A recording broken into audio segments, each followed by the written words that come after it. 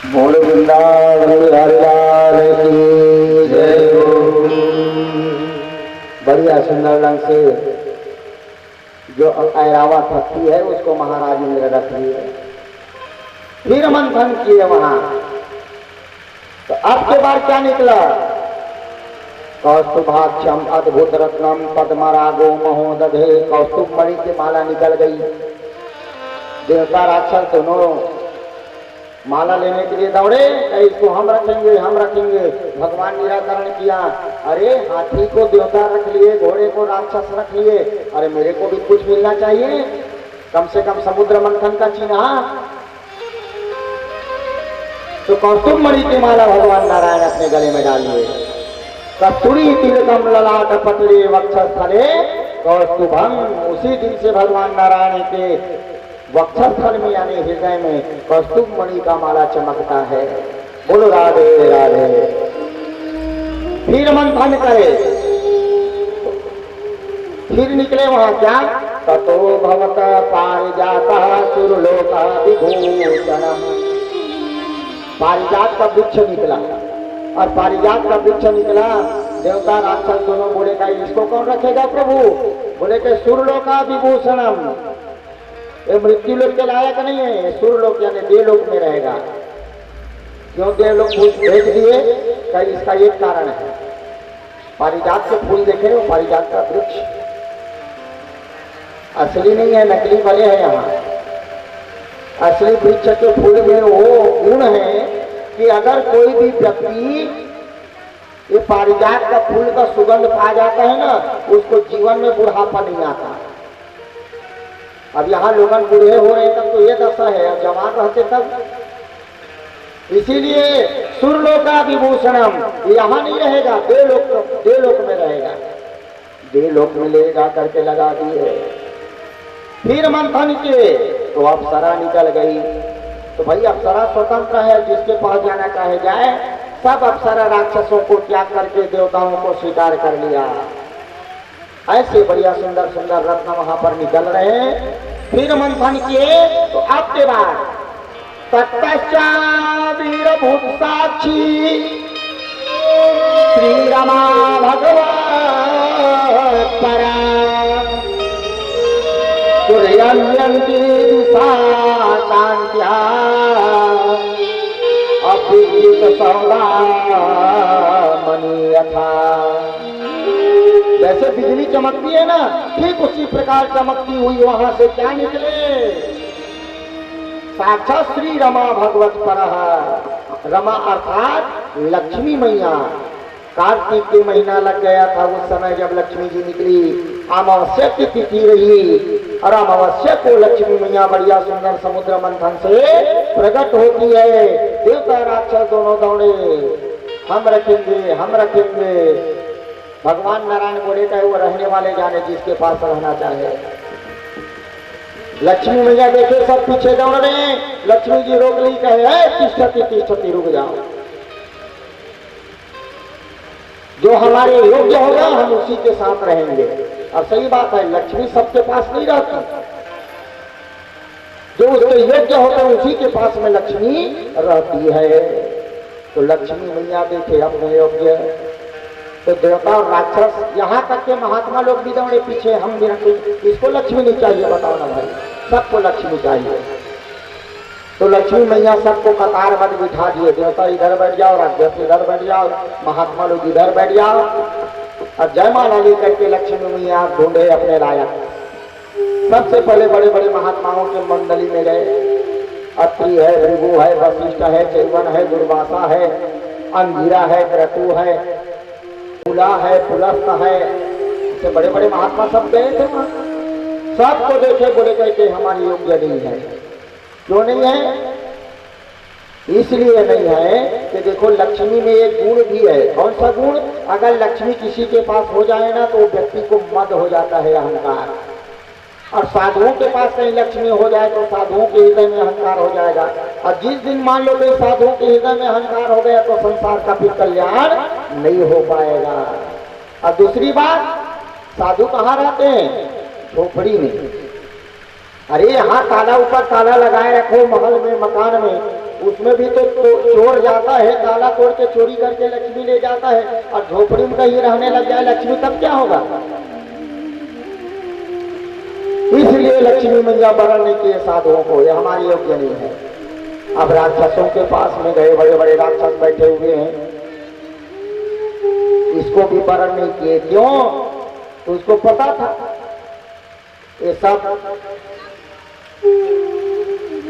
राक्षसी प्रवृत्ति वाले हैं, अन्याय करने वाले हैं, अधर्म में चलने वाले हैं, कुमति करने वाले हैं। और रामायण में प्रमाण लिखा, जहाँ सुमति तहाँ संपत्ति नाना, जहाँ सुमति संपत्ति नाना, जहाँ सुमति तहाँ संपत्ति नाना, जहाँ सुमति तहाँ संपत्ति नाना, जहाँ सुमति तहाँ विपद निवाना, जहाँ सुमति तहाँ विपद निवाना। जहाँ सुमति वहाँ संपत्ति है, जहाँ सुमति वहाँ विपत्ति है। तो राक्षस के जीवन में कहाँ सुमति रहता है भैया? वो तो कुमति वाले हैं, इसलिए राक्षसों को वर्ण नहीं किया। देवताओं के पास गए तो देवताओं को भी वर्ण नहीं किया। अरे साधारण अमरावती के राज पा करके तो मद में बैठ गए, साक्षात मेरे को पा जाएंगे तो फिर देवताओं का क्या हाल होगा? बोले हमारे योग्य नहीं है। ढूंढ रही है इसको भगवान नारायण को। अचानक ढूंढते ढूंढते भगवान नारायण दिखे, लक्ष्मी मैया गई और जाकर के नारायण के गले में जयमाला डाल दी। नारायण अकेले थे, जिस दिन लक्ष्मी जी वर्ण करी लक्ष्मी नारायण हो गए। बोलो लक्ष्मी नारायण भगवान की जय हो। सब देवता जय जयकारा करे, कहे कि धन्य है लक्ष्मी मैया, आप तो सचमुच में नारायण के ही योग्य हो। नारायण को क्यों वर्ण किए? तो भाई नारायण संसार का पालन करता है। एक साधारण सी बात है भैया, जब आप अपने परिवार का पालन करते तो लक्ष्मी लगता है कि नहीं लगता? बिना लक्ष्मी का पालन होता है क्या परिवार का? तो संसार का प्रतिपालन करता ठाकुर जी है, इसीलिए लक्ष्मी मैया बढ़िया भगवान श्रीमन नारायण को जयमाला पहना दी, वर्ण कर दी, लक्ष्मी नारायण हो गए। अब लक्ष्मी के साथ साथ एक पुराण में बताया दरिद्रता देवी भी निकली थी। दरिद्रता देवी, अब जहां लक्ष्मी मैया नारायण के गले में जयमाला डाली तो दरिद्रता भी गई, वो भी डाल रही थी। भगवान नारायण बोले कहे तुम्हारा परिचय, तुम कौन हो? बोले मैं दरिद्रता देवी हूँ। अरे राम राम राम, जहां लक्ष्मी वहां दरिद्रता? भाई जिसके घर में लक्ष्मी होती वहां दरिद्रता रहती है क्या? बोले नहीं, तुम हमारे साथ नहीं रह सकती, जाओ अपने लायक ढूंढ लो। संतों के पास गए, बड़े बड़े महात्माओं के पास, महाराज आप हमको स्वीकार कर लो। महात्मा लोग बोले कहे कि अरे वैसे भी ब्राह्मणों अति दारिद्रो हम, भिक्षा था वही भ्रमे महिमा, वैसे भी हम दरिद्र है ही, और तुमको कहीं हम स्वीकार कर लिए तब तो और दरिद्र हो जाएंगे। नहीं, हम आपको नहीं रख सकते। राक्षसों के पास गए, वो भी इनकार कर दिए। देवताओं को बोले कहे आप रख लो महाराज। तो राजा इंद्र बोले कहे कि भाई हम देवलोक के रहने वाले हैं और हमारे देवलोक में दरिद्रता, फिर देवलोक में कौन आना चाहेगा जहां दरिद्रता होगा? बोले नहीं, तो मैं कहाँ रहूं बताओ? भगवान नारायण को बोले प्रभु ये तो अन्याय कर रहे हो आप। अरे भाई सबको स्वीकार किए, मेरे को भी स्वीकार करो तब ना, मेरे को भी जगह दो। तो भगवान नारायण क्या किए, एक ही है, केवल एक देवता का परिवार है जिसको कोई नहीं चाहता, जिसको कोई नहीं स्वीकार करता, उसको उसका परिवार स्वीकार करता है। कौन? भगवान शिव जी। जार को कोई नहीं चाहे, शंकर जी रख लिए। अब दरिद्रता की बारी है तो गणेश जी का ध्यान करें। गणेश जी महाराज आ गए, क्या बात है प्रभु, भैया इसको अब रखो। तो गणेश जी महाराज बोले कहे सम्मुख नहीं विमुख रखता हूं। कहे कैसे? मतलब अपने पीठ में दरिद्रता देवी को बढ़िया स्थान दे दिए। उसी दिन से गणेश जी के पीठ में दरिद्रता का वास होता है। इसीलिए जो जानकर व्यक्ति ना जैसे घर बनाते हैं तो घर के सामने गणेश जी के फोटो लगाते हैं। सामने फोटो लगा है तो अंदर में भी फोटो लगाना चाहिए गणेश जी की, ऐसे होना चाहिए। और मान लो कहीं तुम सामने रखे हो और पीछे कहीं नहीं रखे हो, हाँ तो समझ जाओ उस घर में बरकत नहीं होने वाली। क्यों? तो वहाँ पीछे दरिद्रता है, इसीलिए जरूरी होता है गणेश जी के सामने फोटो लगाए तो उसके पीछे भी ऐसे फोटो लगाओ। बोलो राधे राधे। ऐसे बढ़िया सुंदर समुद्र मंथन हो रहा था और समुद्र मंथन से कई प्रकार के सुंदर सुंदर रत्न निकले हैं। अंत में समय निकलता जा रहा था। अब समय आ गया किनका? अमृत का। मंथन चल रहा था। धन्वंतरी महाराज वहां पर प्रकट हो गए समुद्र से, जिसके एक हाथ में अमृत का कलश, दूसरे हाथ में मदिरा का कलश। और जिस समय अमृत निकला शोर हो गए पूरा। देवता राक्षस बोले अमृत निकल गया, अमृत निकल गया, अमृत निकल गया। दौड़ के गए राक्षस, धन्वंतरी महाराज के हाथ से अमृत को छीन लिए और अमृत को छीन करके भागने लगे। देवता बोले कि हो गया काम। भगवान विष्णु को बोले इसीलिए हम इनसे मित्रता नहीं करना चाहते थे, आप मित्रता कराने भेज दिए, हो गया नहीं काम। मंथन के अमृत को लेकर के भाग गए राक्षस। भगवान नारायण बोले तुम भी भागो, सब तो भाग रहे, तुम भी भागो। देवता भी उनके पीछे पड़ गए। देवता राक्षस दोनों का मिलन हुआ कहाँ? प्रयागराज में गंगा किनारे। और गंगा किनारे जब दोनों का मिलन हुआ तो दोनों अब वो जो अमृत का कलश था उसको लूटने लगे। अब लोग बताओ, यहाँ से वहां तक के भागे हैं, चाहते तो रास्ते में राक्षस अमृत पी सकते थे, लेकिन राक्षसी बुद्धि, हाथ में अमृत होने पर भी उसका लाभ नहीं उठा सके। सोचने की बात है। देवता राक्षस दोनों अमृत की तरफ को पकड़ लिए और पकड़ करके लड़ने लगे, खींचने लगे। इधर देवता खींच रहे हैं, इधर राक्षस खींच रहे हैं। तो भाई जैसे कोई भी कलश में कहीं जल भरा हुआ है और उसको तुम इधर उधर खींचोगे तो उसका जल छलकेगा कि नहीं छलकेगा? तो कुंभ से अमृत छलकने लगा। और कहाँ छलका? तो बोले कहे गंगा जी में। जैसे गंगा जी में कुंभ से अमृत छलका, उसी दिन से वहां पर वो पर्व पड़ गया, कुंभ का पर्व। इसीलिए कुंभ स्नान करने के लिए लोग जाते हैं, गंगा स्नान करने के लिए लोग जाते हैं कुंभ पर्व में। क्यों? तो उस समय के पर्व में व्यक्ति जब स्नान करता है, नहाता है, तो उनको अमृत की प्राप्ति का लाभ होता है। बोलो राधे राधे। ऐसे भगवान नारायण जो है वहां पर अमृत को तो प्रकट कर दिए, लेकिन भाई जो उसके योग्य है उसी को अमृत मिलता है। देवता राक्षस लड़ रहे थे, ठीक उसी समय भगवान नारायण 24 अवतारों में एक अवतार बताते हैं, विश्व मोहिनी का अवतार। नर से नारी बन गए और नारी बन करके बढ़िया सुंदर, हाथों में कंगन, पाँवों में पायल, अरे तुम छुम छनन जावत हरी।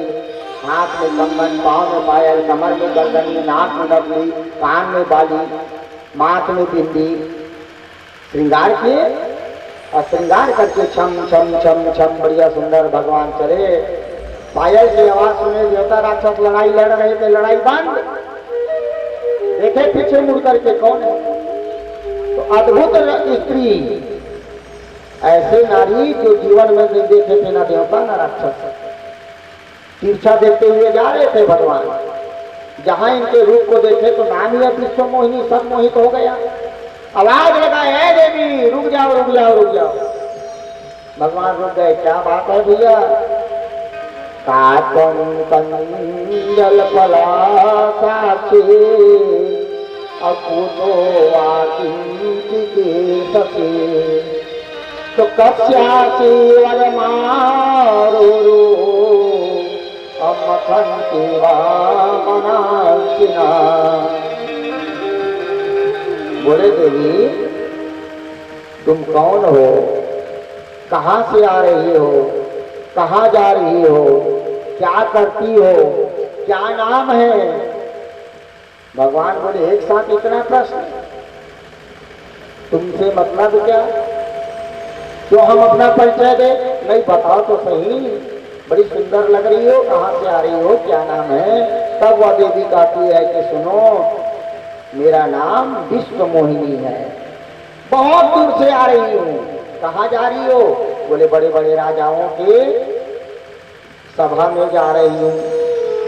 क्या करती है सभा में? तो बोले मैं नृत्यांगना हूँ, नाचती हूँ, नृत्य करती हूँ, और मेरे नृत्य में खुश होकर के देवता जो है ना, राजा जो है, मेरे को पारितोषिक देते हैं, इनाम, और उसी से मैं अपने परिवार का प्रतिपालन करती हूँ। अच्छा, तो भाई मेरा परिचय तो ले लिए, अब अपना परिचय दो। आप दोनों क्यों आपस में लड़ रहे हो? आप दोनों हो कौन? तब वहां पर बोले कहे कि देखो, ये दैत्य राज बलि है और ये देवराज इंद्र है, ये देवता है, ये राक्षस है। हम दोनों ने मिलकर के समुद्र मंथन किया, समुद्र मंथन से अमृत निकला, और अमृत को पीने के लिए आपस में लड़ रहे हैं। हम क्यों लड़ रहे हो भाई? जब मेहनत किए हो दोनों, तो दोनों बांट करके पी लो। तो बोले वही तो समस्या है ना, हमको इसके ऊपर विश्वास नहीं, इसको हमारे ऊपर विश्वास नहीं, भाई को भाई के ऊपर विश्वास नहीं। सही है कि गलत है? आज का संसार ऐसा ही है। तो भैया मैं क्या करूं? तो कहीं एक काम करो, ये अमृत को आप पिला दो, आप बराबर बांट दो। तो विश्व मोहिनी भगवान बोले कहे कि लो बताओ, अरे भाई को भाई के प्रति विश्वास नहीं है, तो मैं तो एक पराया नारी हूं, और पराये नारी के ऊपर में विश्वास नहीं करना चाहिए। तो भगवान छले हैं क्या? बताओ यहाँ। वो तो स्पष्ट बोल रहे हैं, मैं पराई नारी हूं, मेरे ऊपर में विश्वास मत करो। लेकिन ऐसे मुग्ध हो गए थे तो बोले हमको आप पर विश्वास है, लेकिन इस पर विश्वास नहीं है। कहे आप अपने मन से हमको अमृत पिलाओ। भगवान विश्व मोहिनी कहे हाँ, मेरा आने का कारण सार्थक हो गया, ठीक है अमृत पिलाएंगे, लेकिन देवता कितने हो? तो 33 करोड़। अच्छा 33 करोड़। राक्षस कितने हो? कोई गिनती नहीं। राक्षसों की गिनती आप तक सुने कोई भी पुराण में? जितने राक्षस थे, रामायण में भी बाबा तुलसीदास जी महाराज संकेत कर दिए, कछु मारे सी कछु मिलिए सी कछु मर बेसी धरी धूल, अब कछु पुनि जाए पुकारे प्रभु, अमर तक बल भूल। कछु कछु लिख दिए, नहीं तो 10 को मार दिए, 15 को रगड़ दिए, 20 को पूंछ में लपेट के फेंक दिए। गणना करना था ना। तो भाई गणना किसका होता है? असल का, नकल का नहीं होता। सार का गणना होता है, बेकार का गणना नहीं होता। जैसे आप किसान हो, धान की मिसाई करते हो, धान को जब हवा से उड़ाते हो तो जो सार होता है मजबूत दाना, उसको ही नापते हो ना भाई, कि इतना खंडी मेरा धान हुआ। और भूसा को आज तक कोई नापे हो क्या? बताओ, इतना खंडी भूसा हुआ। तो भाई जो सार होता है उसका गणना किया जाता है, बेकार का कौन गणना करे? फेंक दिया जाता है उसको। तो राक्षस वैसे भी भाई प्रवृत्ति जिनकी राक्षसी हो वो बेकार ही है समझो, इसलिए राक्षसों का गणना नहीं बताए। तो भगवान विश्व मोहिनी बोले कहे राक्षस एक तरफ बैठो भैया, देवता एक तरफ, तब तो पता चलेगा।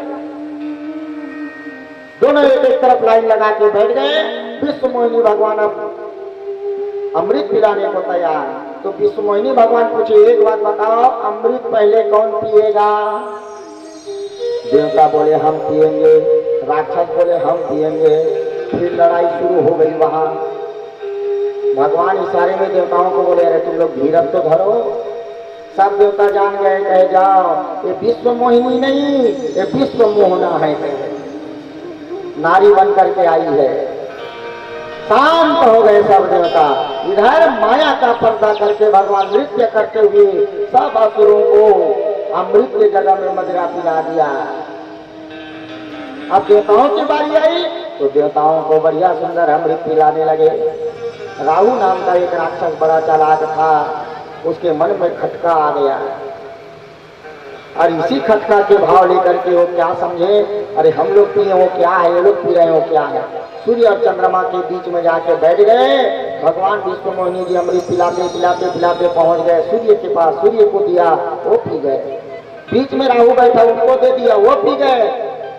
अब उसके बाद में चंद्रमा को, चंद्रमा जब अमृत पी लिए ना, तब वहां पर भांडा फोड़ दिए, कहे महाराज अरे कोई देवता नहीं है, ये राहु नाम का राक्षस है। बस भगवान वहां पर कुपित हो क्षत्रियेण चूरधारेण अजाहारा पिबता शिरा सर्वे ग्रहा शांति करा भवन्तु। दुनिया से मैं हारा तो आया तेरे द्वार, यहाँ पे भी जो हारा कहाँ जाऊंगा सरकार। दुनिया से मैं हारा तो आया तेरे द्वार, यहाँ पे भी जो हारा कहाँ जाऊंगा सरकार।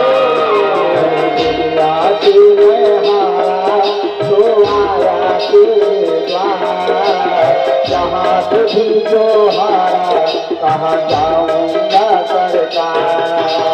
दुनिया से जो हारा तो आया तेरे द्वार, यहाँ से भी जो हारा कहाँ जाऊंगा सरकार।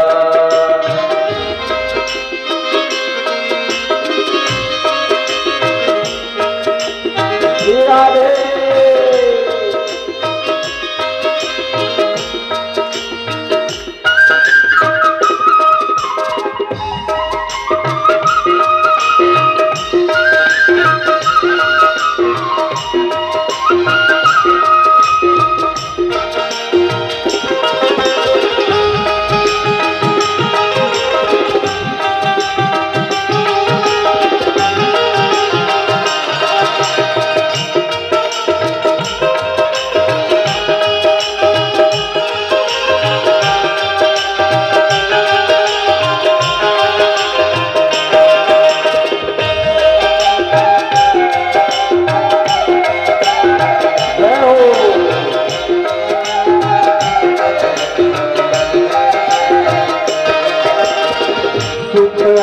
कभी ना तेरी याद आई, दुख में सावरिया तुमसे गीत लगाई।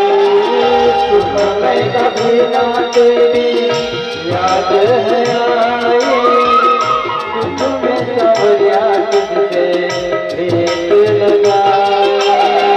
सुख में कभी ना तेरी याद है आई, दुख में सावरिया तुमसे प्रीत लगाई। सुख में कभी ना तेरी याद है आई, दुख में सावरिया तुमसे प्रीत लगाई। सारा दोष है मेरा, मैं करता हूँ स्वीकार। सारा दोष है मेरा, मैं करता हूँ स्वीकार। यहाँ पे जो आया तेरे द्वार, यहाँ पे जो आया तो आया तेरे द्वार। यहाँ पे जो आया कहाँ जाऊंगा सरकार। यहाँ पे जो आया कहाँ जाऊंगा सरकार।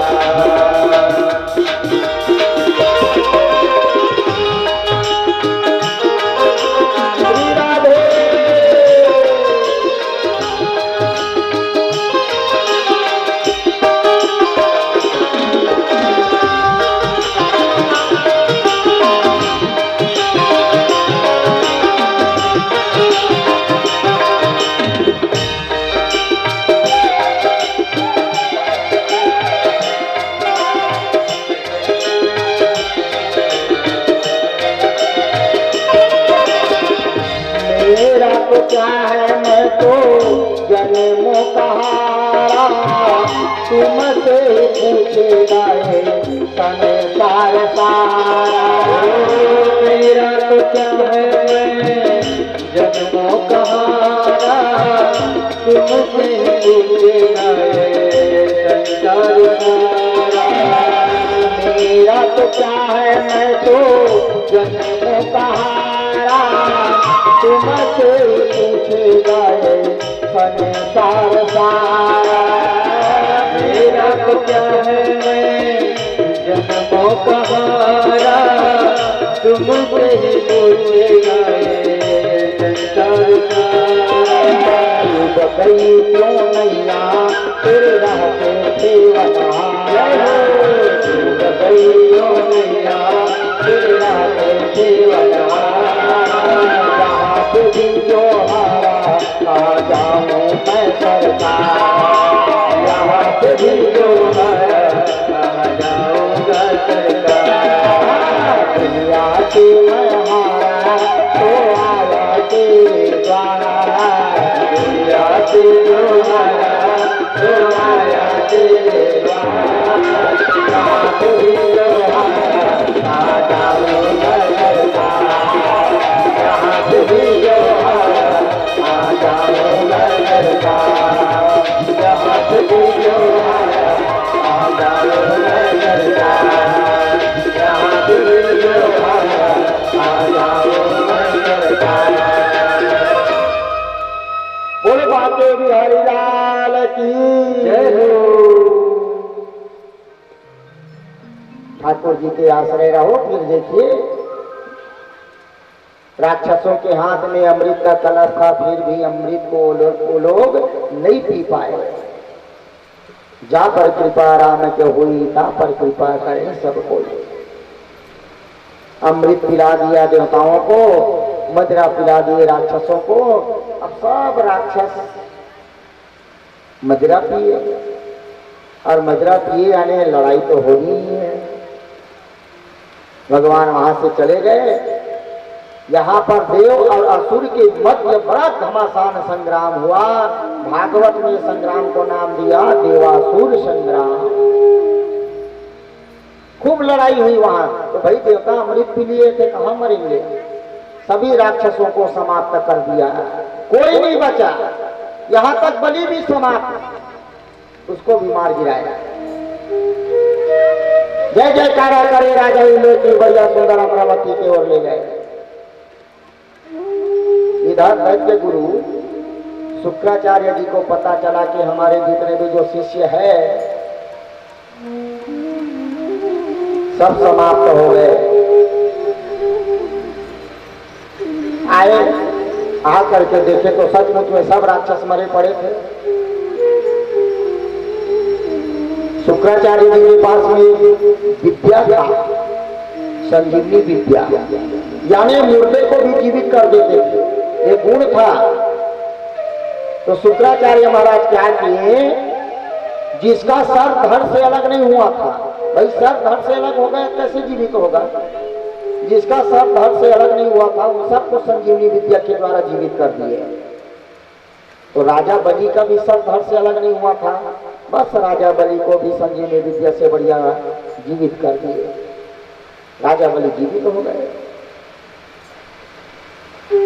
देखे गुरुदेव सामने खड़े हुए, गुरुजी को प्रणाम किया। गुरुदेव, सब देवता हमको छल करके अमृत पी ले, हम लोगों को मदिरा पिला दिया। शुक्राचार्य बोलने लगे का ये तो उनका प्रवृत्ति है देवताओं की। अरे जानबूझ करके तुम लोग संधि किए हो, उनका काम निकल गया, अमृत मिल गया उन लोगों को। तो गुरुदेव, क्या हम कभी देवताओं को नहीं जीत पाएंगे? बोले कहे जीतोगे। मैं कहता हूं एक काम करो। क्या? बोले अमृत कई तरह का होता है। एक बार बताओ, अमृत रहता कहाँ है, मिलता कहाँ है?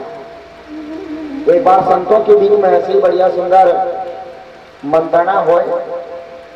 एक संत पूछे अमृत कहाँ है, प्रश्न ये है अमृत कहाँ मिलता है, कहाँ है? तो एक संत बोले समुद्र में अमृत है, तभी तो समुद्र से अमृत निकला। तो बोले कहे कि भाई देखो, समुद्र में अगर अमृत होता तो समुद्र का पानी खारा नहीं होगा। अमृत तो मीठा होता है ना कि नमकीन। एक संत जी बोले कहे कि चंद्रमा में अमृत, तभी तो शरद पूर्णिमा के रोज खीर बना करके छत में डाल दिया जाता है, रख दिया जाता है।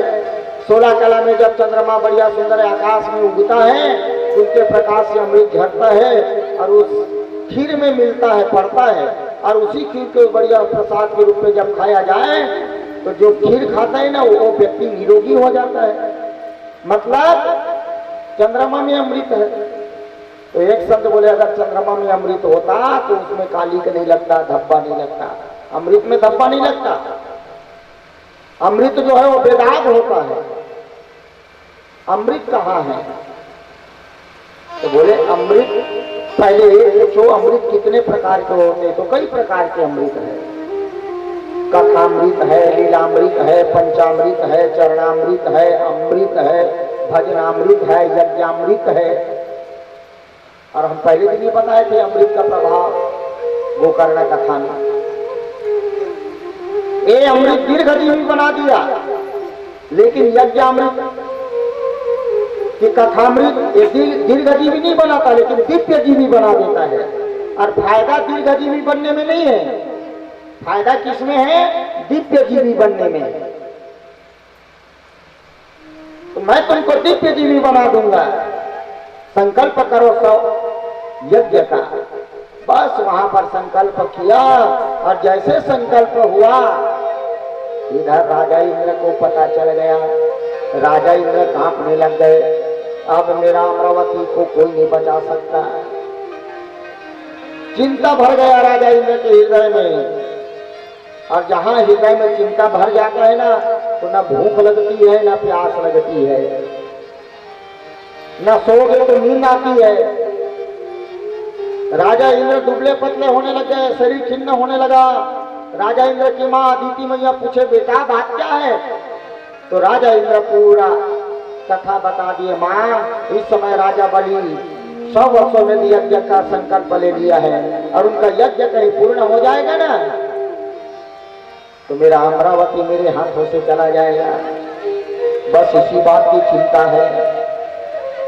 अदिति मैया बड़ी बुद्धिमान थी, बुद्धिमती थी।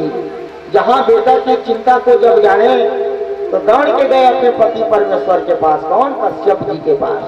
और कश्यप जी की खूब सेवा की, खूब सेवा की। कश्यप जी महाराज बोले देवी मांगो ये सेवा की फल क्या चाहती हो? तो बोले कहे स्वामी मैं ऐसा बेटा चाहती हूँ जो बेटे के हाथों से मेरे बेटा इंद्र का जो चिंता है ना वो दूर हो जाए। तो संसार में कोई भी बेटा किसी का चिंता दूर नहीं कर सकता। भाई वो खुद चिंता में पड़ा हुआ है, वो तेरा चिंता क्या दूर करेगा? चिंता का दमन केवल एक ही कर सकता है, भगवान। तो संत जी से प्रार्थना किए तो भगवंत को पाने की लालसा रख करके प्रार्थना किए। तेरे को भगवान जैसा बेटा चाहिए, तो भगवान को बेटा रूप में अगर पाना है तो उपाय करना पड़ेगा। भगवान कैसे मिलता है? व्रत से, नियम से, पूजा से, पाठ से, यज्ञ से, दान से, पुण्य से, यही सब कर्म है। तो बोले भगवान को बेटा रूप में पाना चाहती हो ना तो एक व्रत रखो। भागवत में दो व्रतों का विधान बताया है। अगर अच्छा सुंदर बुद्धिमान बेटा चाहिए तो 2 व्रत है, एक है पुष्पन व्रत और एक है पयो व्रत। पुष्पन व्रत रखा जाता है अगहन के महीने में, और पयो व्रत रखा जाता है फाल्गुन श्यामले पक्षे द्वादशाहम पयो व्रत। फागुन के महीने में 12 दिन का ये व्रत होता है। द्वादश यानी 12 दिन का, 12 दिन उपवास रखना होता है। अच्छा बेटा चाहिए बुद्धिमान, तो याद रखना ही माताओं की कथा है। जिस दिन शुक्ल पक्ष रहता है ना एकम, हाँ उसी दिन से व्रत शुरू हो जाता है। तो अमावस्या के दिन इनकी तैयारी करना।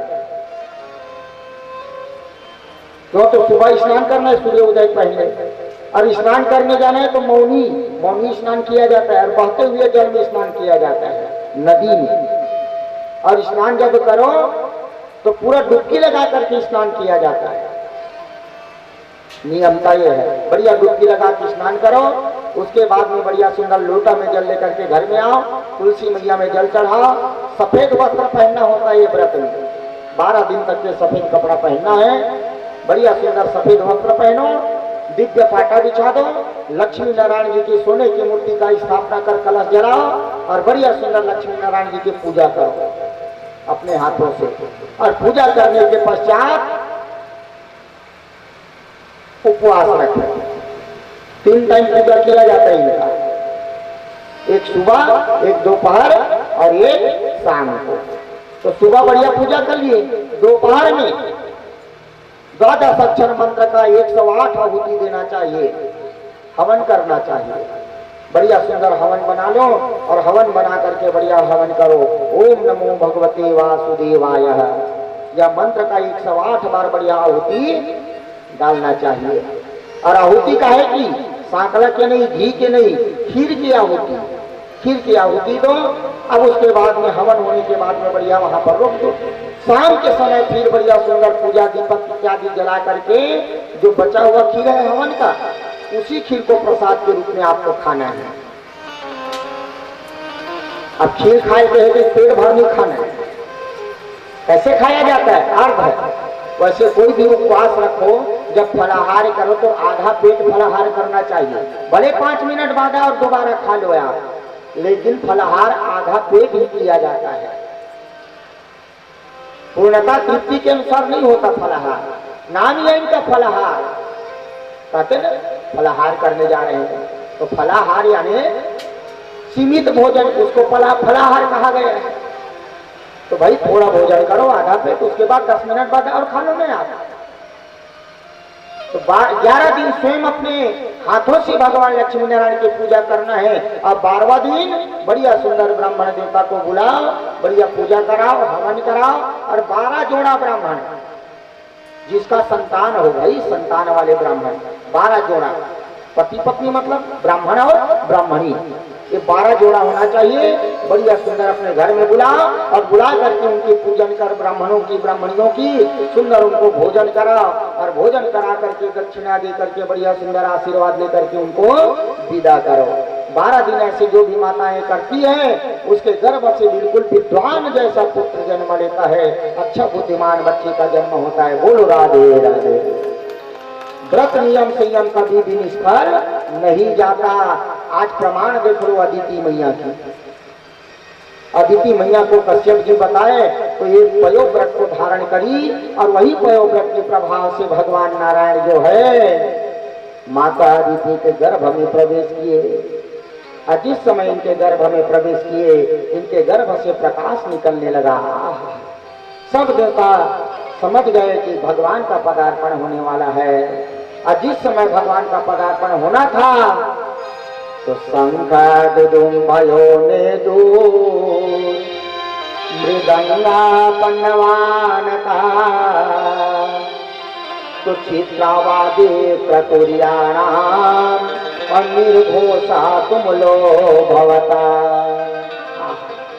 शंख बजने लगे, घंटियां बजने लगी, स्वस्ति वाचन होने लगा, और बढ़िया सुंदर माता अदिति की गर्भ के आश्रय लेकर के भगवान वामन के रूप में प्रयागराज में गंगा जी के किनारे सुंदर कश्यप जी के आश्रम में प्रकट होते हैं। जिस समय उनका प्रादुर्भाव हुआ, आकाश के पुष्पों के वर्षा होने लगे।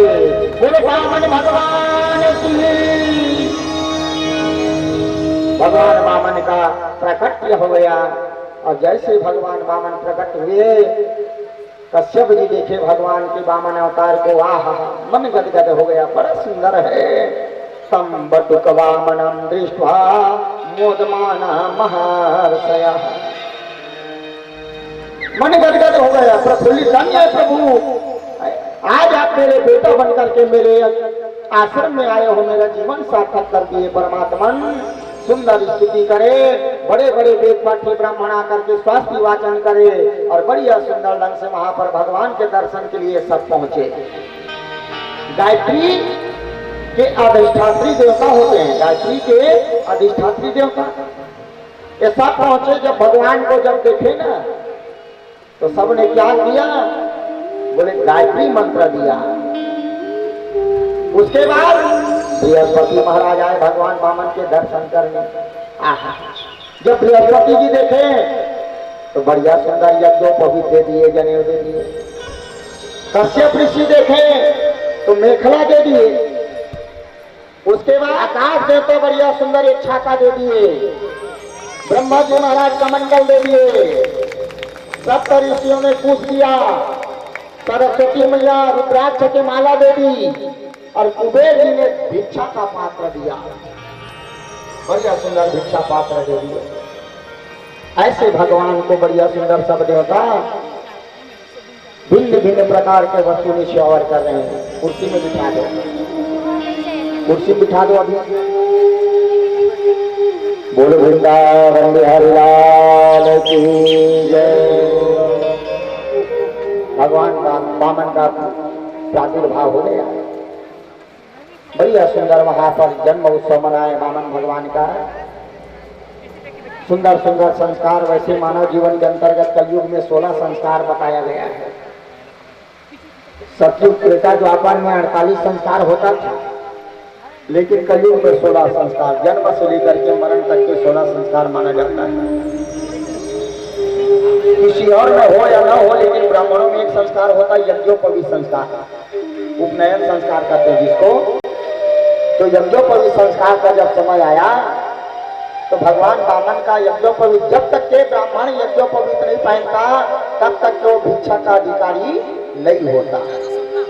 ब्राह्मण बनेगा तभी वो भिक्षा का अधिकारी होगा। तो भगवान वामन का बढ़िया सुंदर यज्ञोपवीत संस्कार करे। वामन भगवान ब्राह्मण बन गए।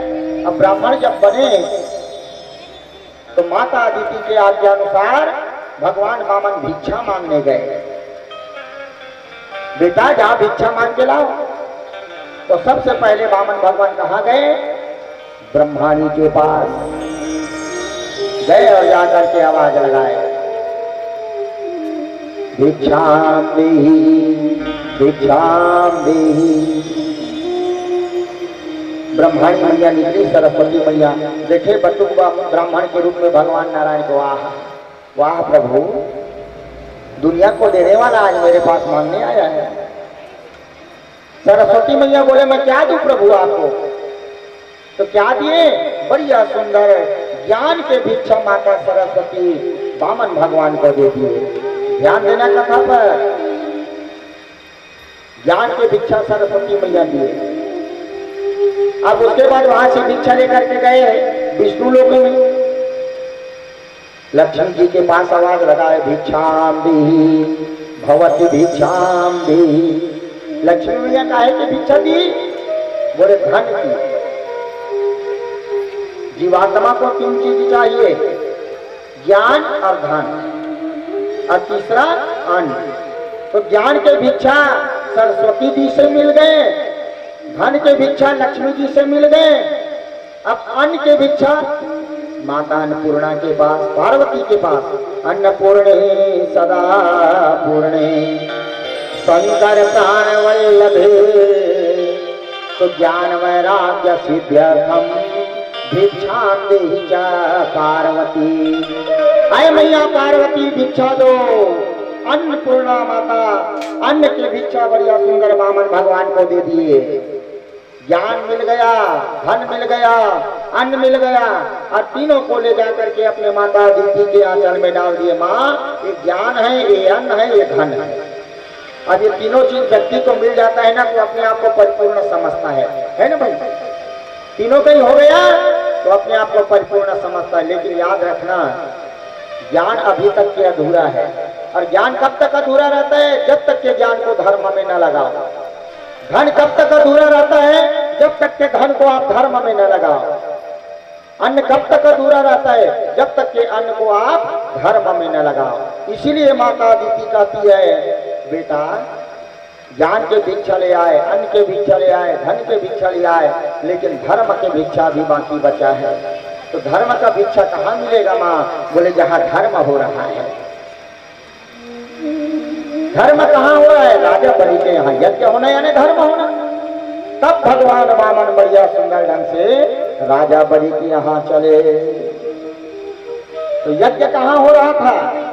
नर्मदा नदी के उत्तर तट पर भगवान के परम भक्त महाराज बलि सुंदर यज्ञ कर रहे थे। 99 यज्ञ पूर्ण हो चुका था, एक यज्ञ बाकी बचा था। वामन भगवान पहुंच गए।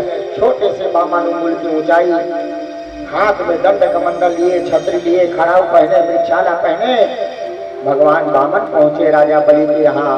आवाज लगाए, राजन भिक्षाम देहि, भिक्षा दो।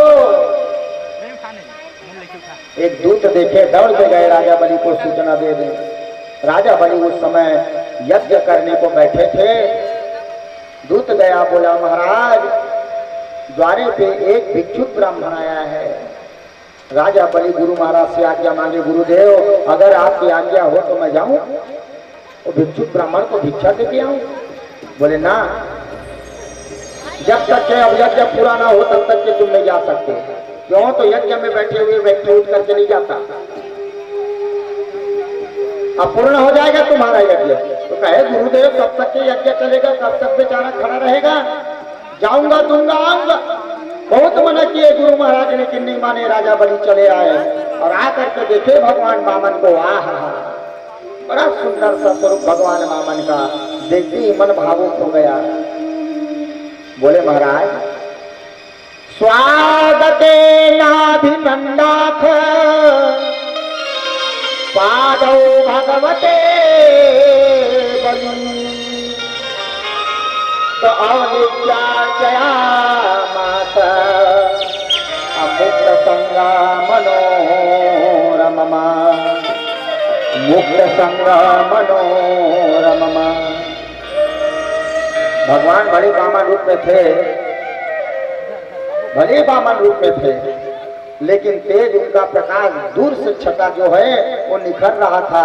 वामन भगवान को देखे, सुंदर वामन भगवान के पूजा करे। चलो पूजा करो, सुंदर वामन भगवान की पूजा करे। सुंदर चरण धोए, चरणामृत ले, तिलक लगाए, अक्षत चढ़ाए, फूल चढ़ाए, धूप दीप नैवेद्य लगाए। और ये सब करने के बाद में बढ़िया सुंदर मन से प्रार्थना करने लगे, महाराज आइए हम भी बढ़िया सुंदर भगवान वामन का यहाँ पर झांकी निकाला गया है, तो बड़े प्रेम के साथ भगवान वामन की पूजा कर ले भजन के माध्यम से। कान्हा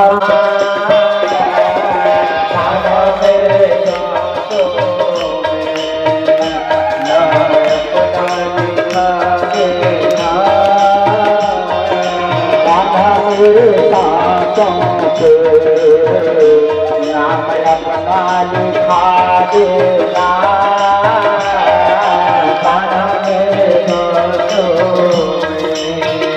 नाम अपना लिखा देना,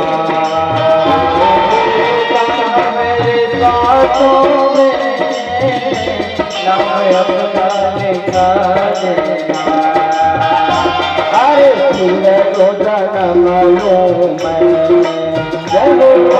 फिर तो जन्म लूं मैं, मोहे मुरली बना लेना, कान्हा मेरे आंखों में नाम अपना लिखा लेना, कान्हा मेरे सांसों पे।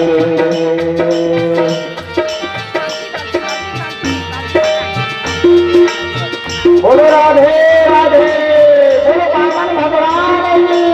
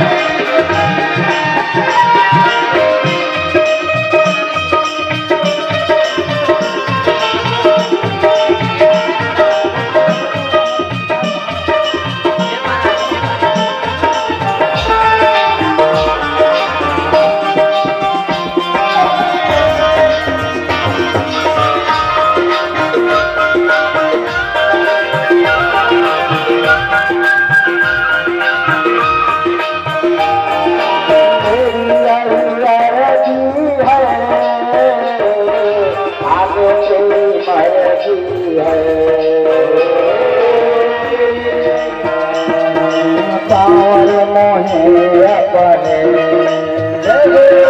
सांवरी मोहे अपने, हाथों में जुड़ा लेना, कान्हा मेरे हाथों में, अपना लिखा देना।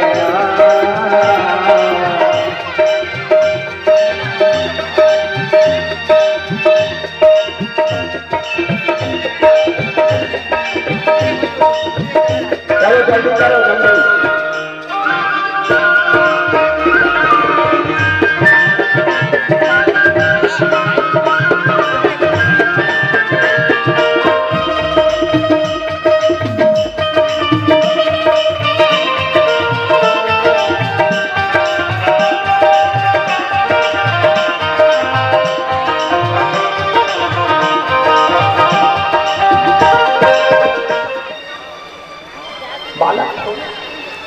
अरे इतना बड़ा मैं राजा, बड़े बड़े ब्राह्मणों को यथोचित मन चाहा दान देता हूँ, और आप जैसे बटुक ब्राह्मण मेरे घर में आए हैं और वो मुझसे मांग रहे हैं 3 कदम भूमि।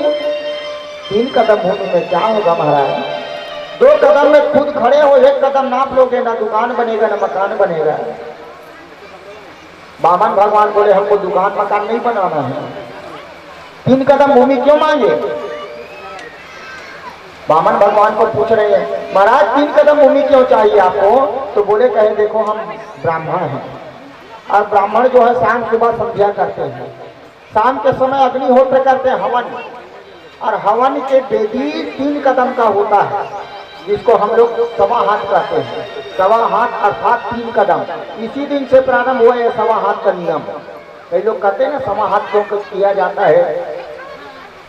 ये 1.25 हाथ अर्थात सत रज और तम, ये तीनों गुणों का जो खटका होता है ना, ये 1.25 हाथ से दूर हो जाता है।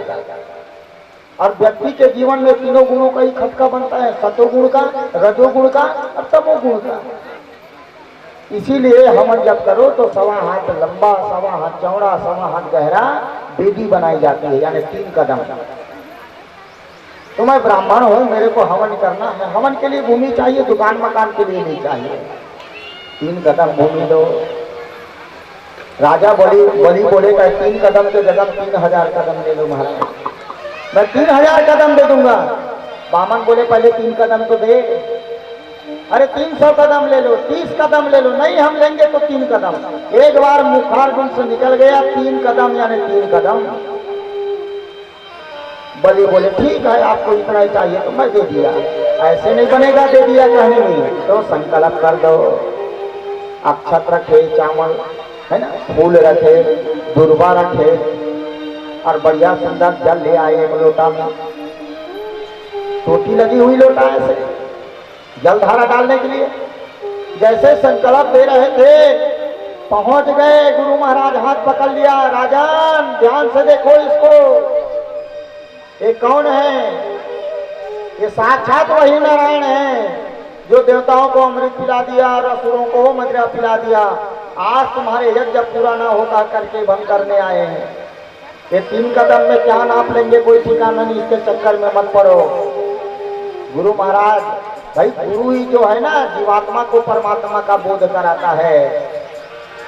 गुरु के ही माध्यम से जीवात्मा परमात्मा को पहचानता है। क्या ये भगवान है? बोले हाँ भगवान है। 3 कदम भूमि मांग रहे हैं। क्या गुरुदेव अच्छा किया आप बता दिए, अच्छा किए आप बता दिए। दूसरा ब्राह्मण होता तो एक बार मना कर देता, नहीं दूंगा कैसे। और साक्षात भगवान मेरे यहाँ आए हैं तो मैं उसको ना दूं? नहीं, अब तो इसको बिल्कुल दूंगा। महाराज संकल्प करो। संकल्प शुरू हुआ। हरि ओम विष्णु विष्णु विष्णु श्री श्वेतवारा कल्पेवल सत्मंत्रे, मंत्र बोलने लगे। गुरु महाराज के आत्मा ठंडा ना हो, क्या करे बेचारा। दादू यानी मेढक का रूप लेकर के जो लोटा से पानी गिरा रहे थे ना, वो लोटा में जा करके बैठ गए। पानी का धारा बंद हो गया। बामन भगवान जान गए, ये देखो शुक्राचार्य जी की चाल। अरे देने वाला जब दे रहा है तो आप काहे को किसी के दान पुण्य में अड़चन डाल रहे हो भाई, विघ्न डाल रहे हो।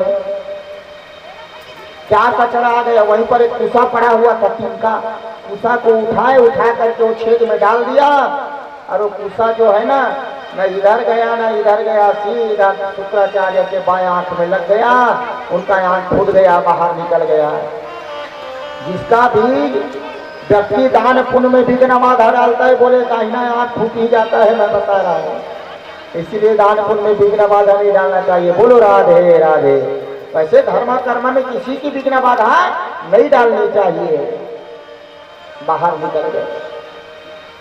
अरे बली अपनी पहचान, कहीं आप आंख छुड़वाने क्यों घुसे हैं?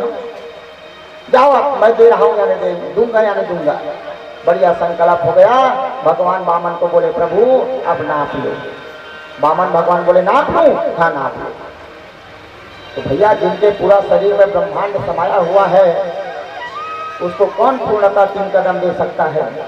भगवान उस समय अपना यह स्वरूप को बढ़ाए हैं, और जिस समय भगवान का स्वरूप बढ़ा तो बायां पैर गया सीधा पाताल लोक में, दाहिना पैर गया ब्रह्मलोक में। और जिस समय वामन भगवान का दाहिना पैर ब्रह्मलोक में गए, ब्रह्मा जी वहीं पर उनके चरण का प्रक्षालन किया, जहां से गंगा मैया प्रकट हुई। बोलो गंगा मैया की जय हो।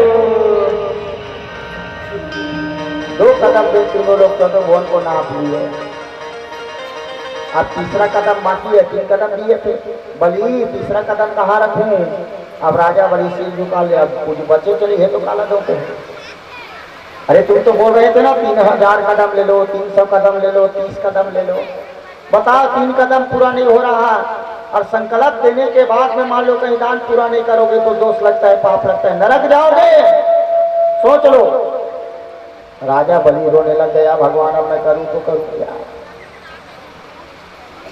राजा बलि की पत्नी विंध्याबली आ गई वहां।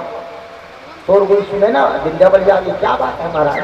बोले क्या बताऊं देवी, ये ब्राह्मण को मैं 3 कदम भूमि दान में दिया हूं, 2 कदम में सब कुछ नाप लिया, तीसरा कदम अभी देना बाकी बचा है। अब मैं तीसरा कदम कहाँ दूं? विंध्याबली गुस्सा आ गई, कहे कि हाँ बड़े दानी बनते हो, अधूरा हो गए पूछ रहे हो। अरे दान देने के पहले गुरु महाराज कितना समझाए, बात नहीं मानी। दान देने के पहले मुझसे भी पूछ लिए होते, और आप दान अधूरा हो गया तब पूछ रहे तीसरा कदम कहाँ रखवाऊं? जाओ अपने सिर में रखवा लो। कभी कभी गुस्सा में बोला हुआ बात भी बिल्कुल सार्थक हो जाता है, लेकिन कब सार्थक होता है? जब सामने वाले धर्म के रास्ते में रहता है तब। मान लो कोई भी व्यक्ति कहीं सीधा साधा कोई गलती नहीं किया है, और उसके प्रति आप क्रोध कर रहे हो, और वो चुपचाप है, और बाद में कहीं क्रोध करने वाले को, गुस्सा करने वाले को पता चल गया कि बात ऐसा है, तो बाद में वो खुद नमन हो जाता है, यानी नरम हो जाता है। उसको पछतावा होता है कि मैं कहाँ कहाँ उसको ये बोल डाला, ऐसे बोल दिया, ये अच्छा नहीं हुआ। होता है कि नहीं होता है? धर्म के रास्ते में चलोगे क्रोध भी काम में आ जाता है। जाओ अपने सिर में रखवा लो। उनको शिक्षा मिल गया, कहे कि 5 तत्वों से प्रकृति बनी है और 5 तत्वों से देह बना है। देह में और प्रकृति में कोई अंतर नहीं महाराज। मेरा दान अपूर्ण नहीं होगा, पूर्ण होगा। तीसरा कदम आप मेरे मस्तक में रख दो। राजा बलि वहीं बैठ गए। भगवान नारायण तीसरा कदम उसके मस्तक में रख दिए। धन्य है राजा बलि को। जिस समय राजा बलि के मस्तक में भगवान का चरण लगा, आकाश से सब देवता पुष्पों के बरसात किए। बोले वामन भगवान की जय हो। जो चरण को पाने के लिए बड़ी बड़ी सिद्ध साधक तरसते हैं। यहाँ देखो दान का महत्व देखिए। भगवान का चरण उनके मस्तक में। दान में एक गुण होता है, अपने रूप में आ गए भगवान नारायण। बलि मैं इसी भाव का भूखा था भैया, मांग लो जो कोई भी मांगोगे मैं दूंगा। राजा बलि बोले क्या बोले महाराज? एक बार और बोलो। जो मांगोगे मैं दूंगा।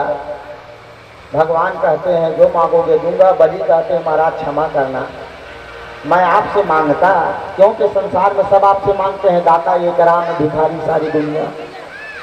लेकिन कब मांगता? जब आप देने वाले बन करके आते तब। लेकिन आप मांगने वाले बन करके, भिक्षुक बन करके आए हो। और भिखारी से अगर भीख मांगूंगा, संसार वाले को पता चलेगा तो बताओ मेरा क्या होगा? लोगन मेरे हंसी उड़ाएंगे कि नहीं? अरे बलि तू भिखारी से भिक्षा ले लिया है, आप भिक्षुक हो। भगवान कहे पूछू बोल लेना भाई, बंद तो गए हो गए। कहे हाँ बहुत छले हो मेरे को, 3 कदम 3 कदम 3 कदम। राजा बलि का दान क्यों अपूर्ण था मालूम? इसका एक कारण और बना एक विद्वान। क्या कारण? जैसे शादी का संस्कार होता है, वर कन्या का शादी, तो वर देवता का 4 वचन होता है, कन्या के 7 वचन है ना भाई, बामन में आने से पहले। तो 7 वचन में एक वचन कौन सा है? यदि दानम कुर्यात तस्मिन् मम सम्मति गृह्णीयात्। कन्या कहती है कोई भी दान पुण्य करोगे आप अपने रुपया पैसा को करोगे, अपने धन संपत्ति को करोगे, लेकिन सहमति आपको मुझसे लेनी होगी, मतलब मेरे को अपने साथ रख करके दान करना। तो बलि जब दान किए तो अकेले थे, और पत्नी जब आई तब सहमति मिली, इसलिए उसका दान पूरा हुआ। पत्नी नहीं आई थी तो अधूरा, और पत्नी आ गई तो हो गए पूरा। तब भगवान वामन बोले, कहे कि देखो राजन, यह संसार में जो आता है ना उसको आना होता है, जाना होता है।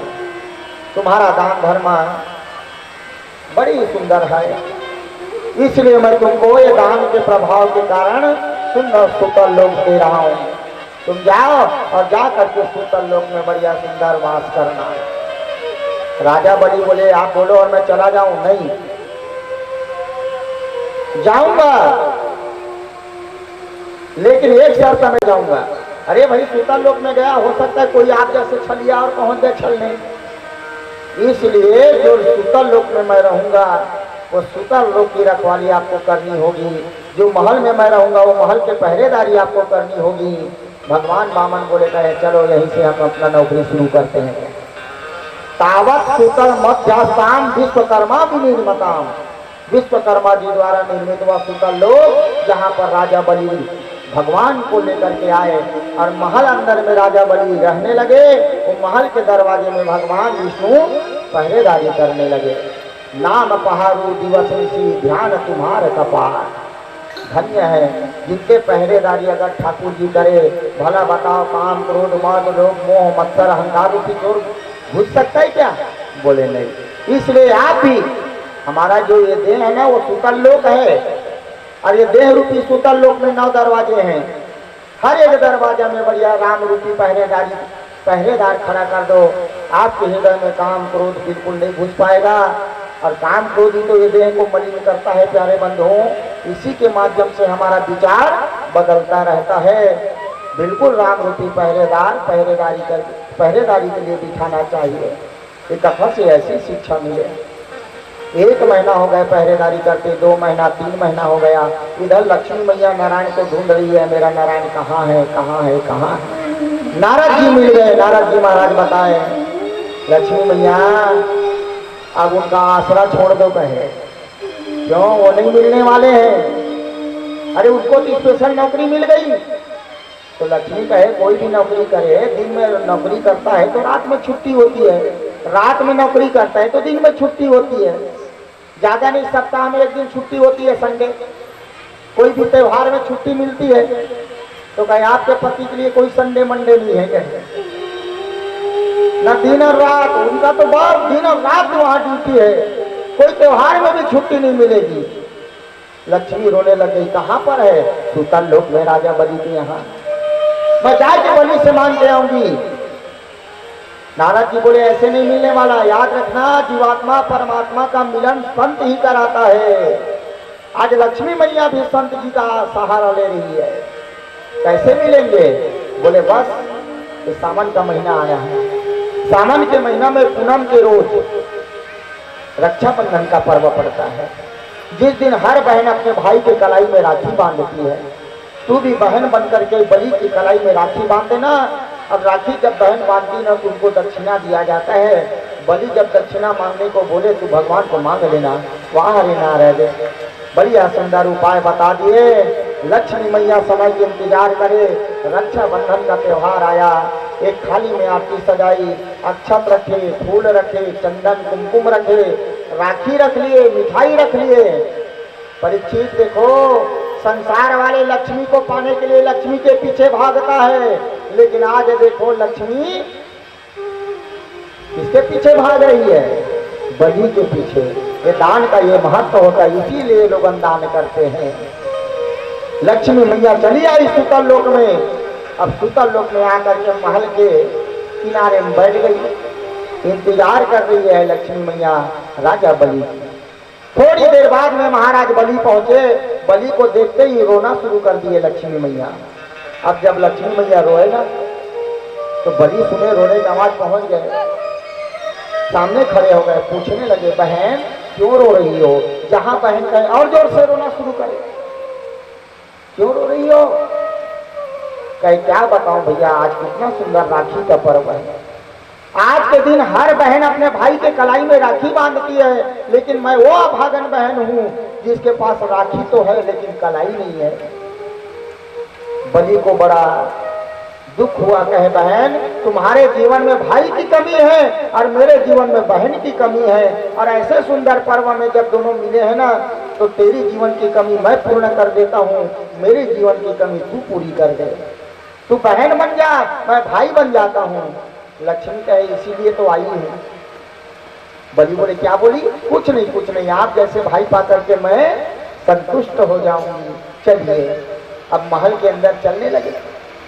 दरवाजे में भगवान विष्णु खड़े हुए हैं, आगे आगे बलि, पीछे में लक्ष्मी मैया। और जैसे भगवान देखे लक्ष्मी जी को, बलि को अंदर जाने दिए, लक्ष्मी जी को कहे कहाँ है आगे? तो लक्ष्मी कहे घर में जाने ले बताऊं तुमसे, जहाँ नहीं कहाँ खड़े हो जाते, देख रहे 4-4 महीना हो गया। अंदर चले गए, बढ़िया सुंदर लक्ष्मी मैया भाई रूपी बलि जी को सिंहासन में बिठाए, सुंदर उनकी आरती करी। देखो भाग्य देखिए आज बलि का, आरती करी, तिलक लगाए, अक्षत चढ़ाए, पुष्प चढ़ाए, सुंदर राखी बांधी है। राजा बलि जब ये प्रेम को देखे बहन के आंख में आंसू आ गए। बहन ऐसा प्रेम, इतना सुंदर पर्व, मिठाई खिलाए। बलि ये प्रेम को देख करके भाव विभोर हो गए। बहन मांग लो जो मांगना चाहती हो। लक्ष्मी मैया बोले कहे मैं मांगूंगी, दोगे भैया? बोले प्राण मांगोगी तो प्राण दूंगा। बोले प्राण नहीं चाहिए मेरे को, दान चाहिए। कैसा दान? बोले वो दरवाजे में खड़े हैं उसको मेरे को दे दो। बलि समझ गए, एक बात बता तू कौन है? लक्ष्मी अपने रूप में आ गई, मैं लक्ष्मी हूँ। ओहो, एक आए ब्राह्मण बन के और दूसरा आए बहन बन के। दूंगा बोला हूँ दूंगा, जाओ। भगवान को लक्ष्मी जी को समर्पित कर दिए। उसी दिन से लक्ष्मी के बगैर कोई भी यज्ञ पूजा पाठ, भाई कोई भी भक्ति हो, श्रद्धा हो, ये होने वाला नहीं। कहाँ लक्ष्मी के बगैर होता है भाई? कई लोग हैं मन में विचार करते मैं भी भागवत करवा लूं, लेकिन लक्ष्मी रहे तब ना, तन मन धन तीनों चीज रहता है, तब जाकर के बढ़िया सुंदर सत्संग का अवसर मिलता है। और कोई भी व्यक्ति मान लो कहीं ये तीनों लगा करके कहीं कर रहे हैं तो हमारा कर्तव्य होता है कम से कम कुछ नहीं तो अपना तन का तो दान दो, सुनने के लिए तो पहुंच जाओ। क्यों? तो आप तो नहीं करा सकते, लेकिन सामने वाले करा रहे तो उनका लाभ बिल्कुल व्यक्ति को उठाना चाहिए। बोलो राधे राधे। आज वामन भगवान के रूप में आए भगवान नारायण को लक्ष्मी जी लेकर के चलने लगे। बलि के आंख में आंसू आ गए, भगवान को विदाई दी है। तब भगवान बोले कहे रो मत बलि, हम 3 देवता हैं और साल में होता है 12 महीना, 12 को 3 से भाग दोगे तो 3 चौं 12 है ना। 4 महीना जैसे मैं यहाँ पर ड्यूटी किया हूँ ना, वैसे अब 4 महीना ब्रह्मा जी आएंगे, 4 महीना शिव जी आएंगे, 4 महीना के बाद फिर मैं आ जाऊंगा। क्यों? तो एक तो भगवान किसी को पकड़ता नहीं, अब पकड़ता है तो छोड़ता नहीं, भक्ति में ये ताकत है। आज इस प्रकार से बढ़िया सुंदर वामन चरित्र, बोलो वामन भगवान की जय हो। प्यारे बंधुओं, ऐसे वामन चरित्र सुंदर ढंग से श्री सुखदेव जी महाराज राजा परीक्षित जी को सुनाए। मध्याह्न का समय हो चुका है, इसलिए अब यहाँ पर कथा को मध्याह्न के लिए बढ़िया सुंदर विराम देते हैं। दूसरे जून के अंतर्गत आप लोगों को भगवान के अमृतमय कथा में सूर्यवंशी कुल के राजाओं की कथा, वैसे तो वर्षई सतई रपई बताए 100 साल तक के भी सूर्यवंशी कुल के राजाओं की कथा तो हो गए, फिर भी पूर्ण नहीं हो सकता। तो मुख्य बढ़िया सुंदर आप लोगों को कथा बताएंगे सूर्यवंशी कुल के राजाओं की। जैसे हरिश्चंद्र जी की कथा है, सगर की कथा है, ऐसे सुंदर कथा।